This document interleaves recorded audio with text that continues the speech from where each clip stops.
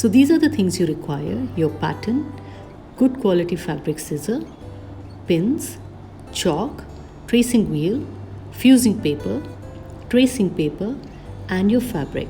I'm using linen fabric for this project. Fold your fabric in half and place your back pattern on fold. Apply the pins so it doesn't move. Front, however, is cut in two pieces, hence you don't need to keep it on fold, keep it away from the fold and put your pins. Place your belt, your facing pieces for the neck and facing pieces for the front. Give half inch seam allowance and start cutting. At the side you can give 1 inch seam allowance in case you need to do your fitting later on.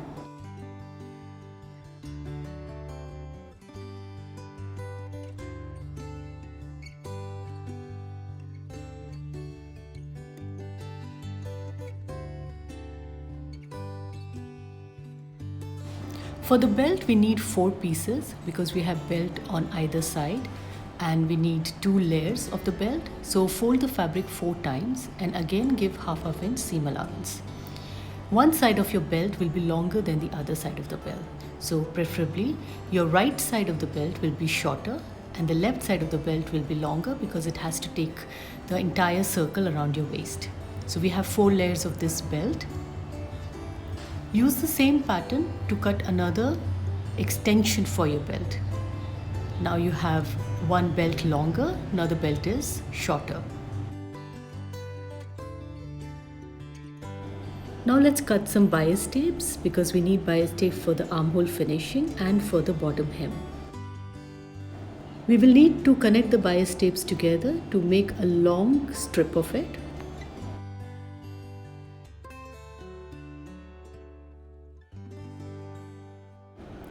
Now our tapes are ready, our belt is ready, and all our pieces, front and the back, are ready for sewing.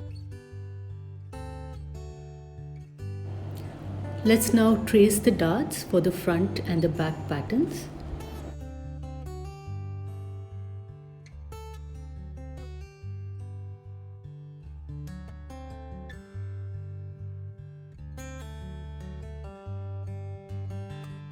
After tracing, pin your darts for the back pattern and for the front pattern. So when you're sewing on the machine, it's easier and your fabric doesn't move.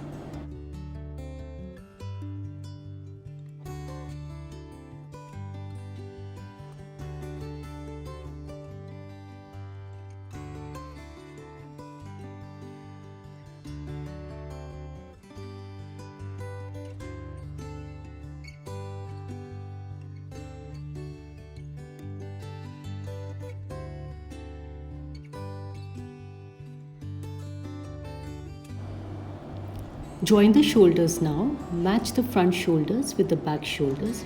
Make sure you're joining it from the wrong side.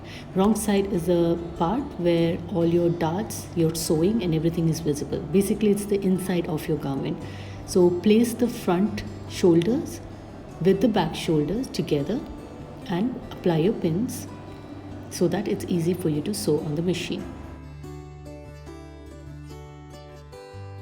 Now let's apply the fusing on your facing patterns. You have to make sure that the shiny part or the sticky part should face the pattern. So when you iron on, it sticks to the pattern.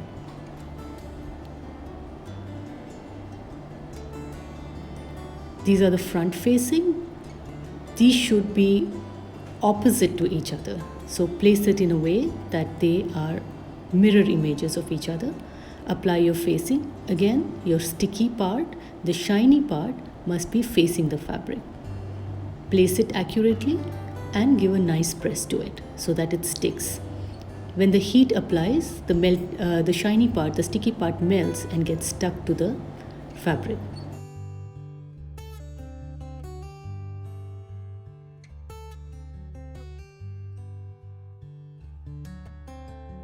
Let's now take all these pieces to the machine and start sewing wherever you have put the pins.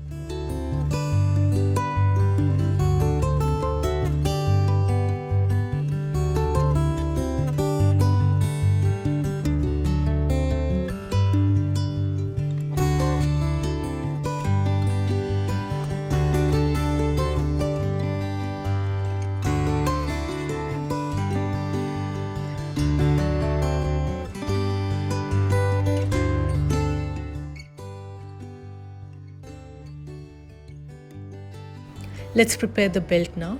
Join the extension to make one side of the belt longer.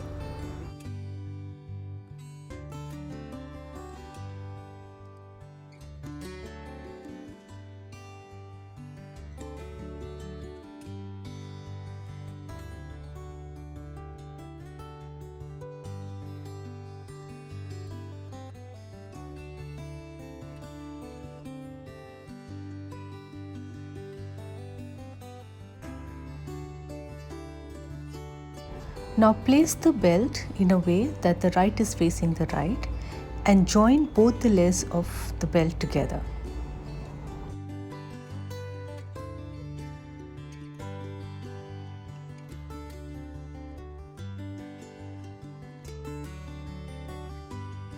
Sew it on the machine now.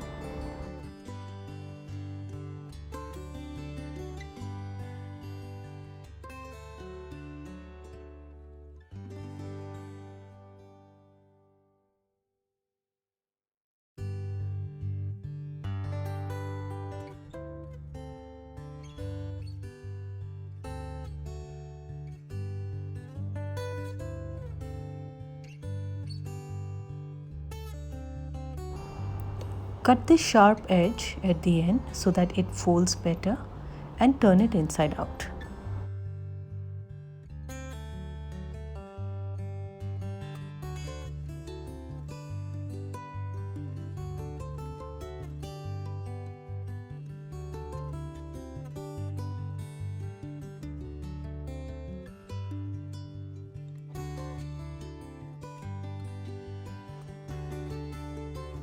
Repeat the same thing for the other side of the belt.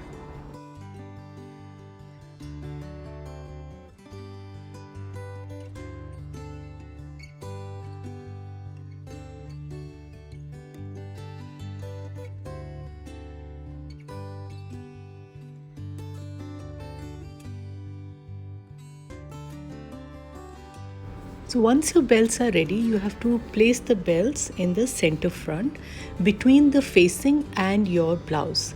But before that, you need to connect the facing exactly the way that you connected your outer. So your front facing gets connected with your back neck facing.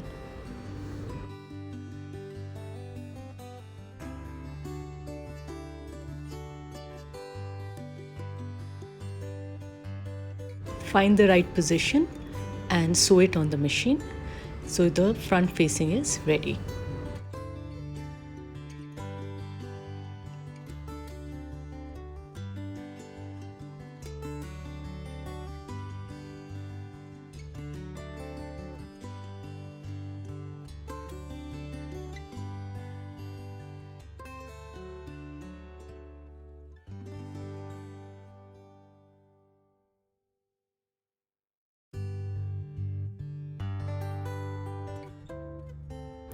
Now place the belt in between the facing and the blouse.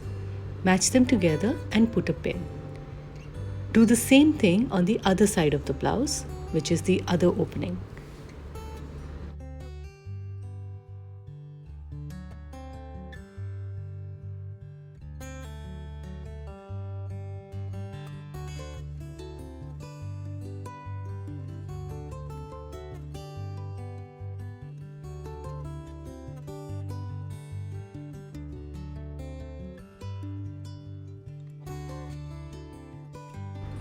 Now place the pins all around the neck. Your seams at the shoulder, flatten them and then place it on top of each other and put the pin. Make sure every part, every seam is matching. It will match if you have cut accurately and given the seam allowance accurately. Your entire circle, the entire curve is going to match.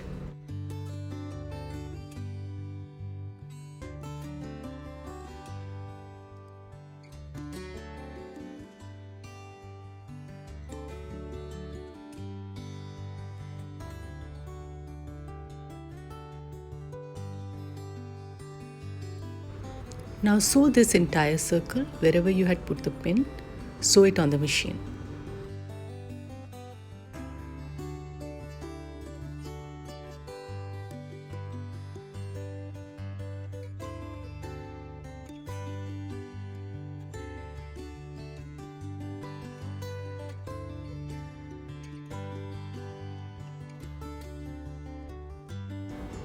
Give some cuts at the inseam of the neck so that it folds better inside.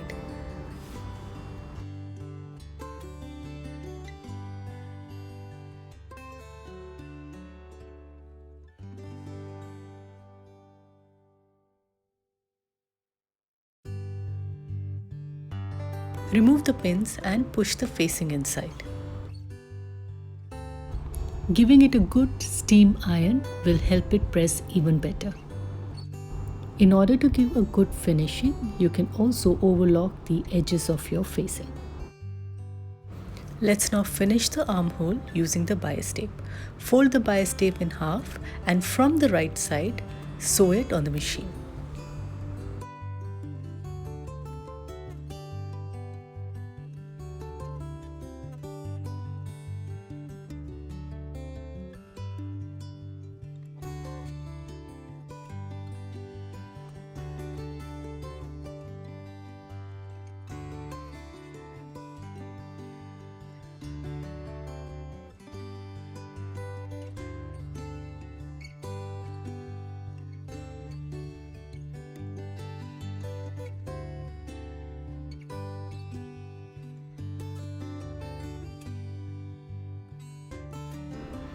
Give some cuts at the inseam so that it folds nicely and neatly, and then sew it on the machine again.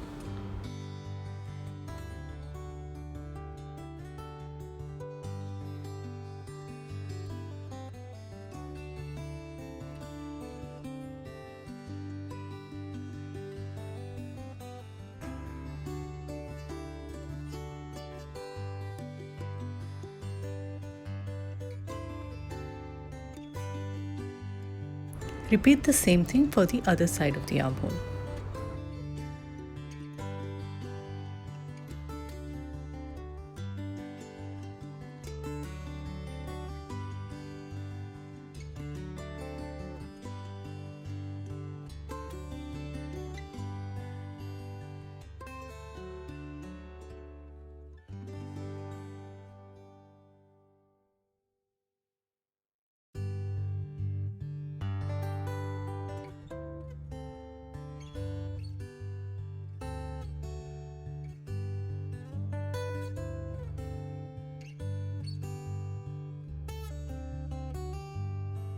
Let's now join the side seam.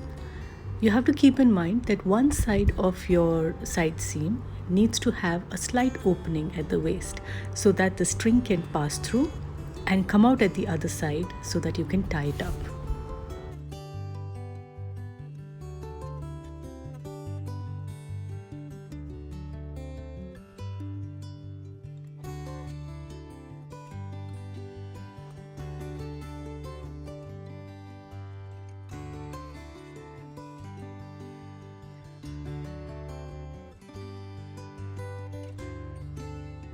So as you can see, in this side seam, I have given a small opening. Flatten the seam and create a stitch around it like a box.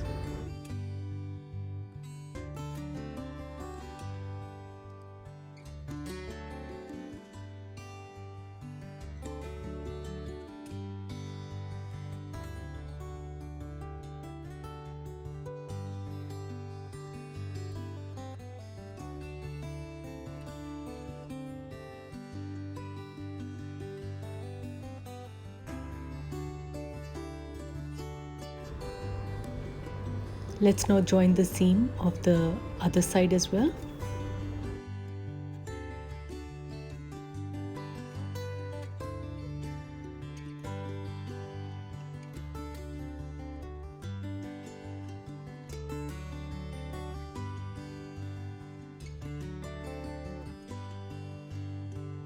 Your blouse is now almost ready.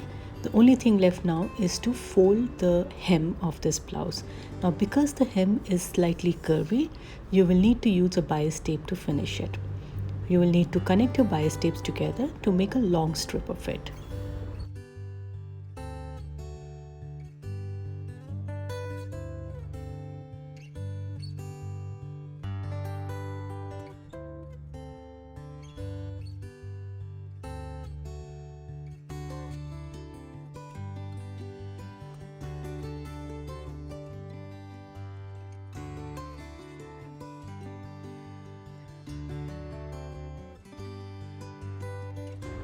Fold the bias tape and start joining it from the right side of your blouse.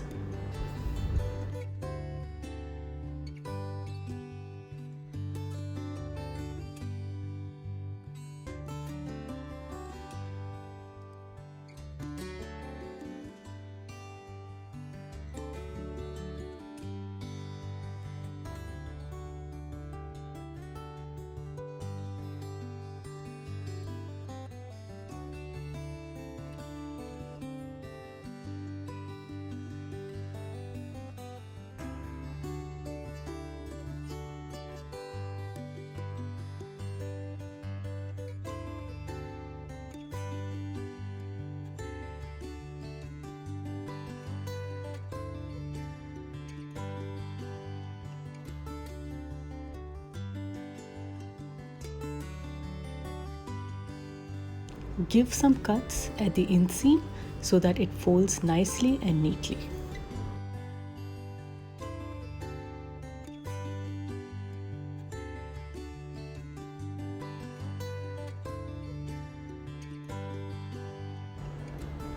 Fold the bias tape inward and give a stitch on the top. Your blouse is now ready.